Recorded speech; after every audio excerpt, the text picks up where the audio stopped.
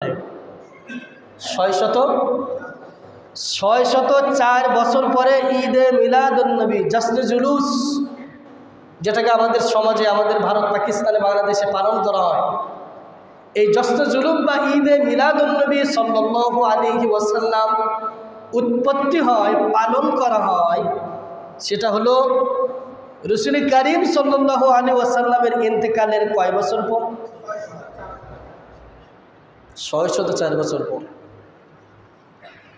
এই 600 বছরের ভিতরে ইমাম আবু হানিফা রহমতুল্লাহ আলাইহি, ইমাম আহমদ ইবনে হাম্বল, ইমাম শাফিঈ, ইমাম মালিক, ইমাম হাম্বল, এরপরে বুখারী, ইমাম মুসলিম, ইমাম তিরমিজি, ইমাম আবু দাউদ, ইমাম নাসাই, যারা হাদিস লিপিবদ্ধ করেছেন, হাদিস উল্লেখ করেছেন, এবং জগৎ বিখ্যাত ব্যক্তি বড় পীর আব্দুল কাদের জিলানী রহমতুল্লাহ আলী থেকে শুরু করে কেউ ঈদে মিলাদুন্নবী পালন করে।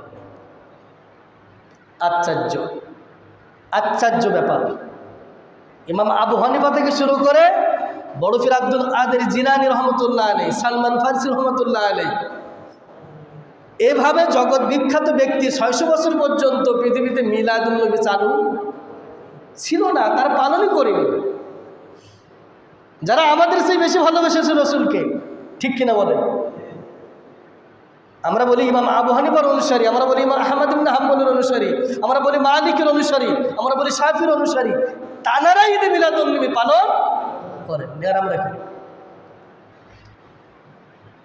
চমৎকার একটি তথ্য আপনাদের সামনে উপস্থাপন করেছি, এটা মনে রাখবেন যে রাসূল করিম সাল্লাল্লাহু আলাইহি ওয়াসাল্লামের পরে 600 বছর পর্যন্ত এই ঈদ মিলাদুন্নবী পৃথিবীতে চালু ছিল না। অতএব আমরা ঈদ মিলাদুন্নবী বা জশ্নে জুলুস নামে নির্দিষ্ট কোনো দিনে আমরা পালন করব না।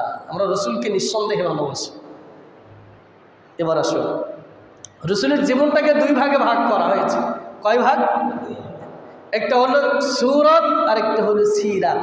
সবাই বলেন সিরাত।